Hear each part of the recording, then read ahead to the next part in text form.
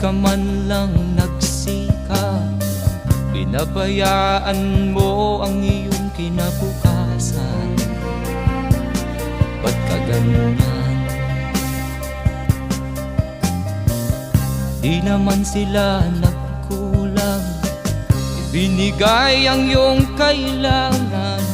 Bakit bumagsak ka sa kalokohan? Nagpabaya ka, lagi kang naglalasing, magulang mo'y di pinapansin. Nais lang naman nila'y sa iyong kabutihan.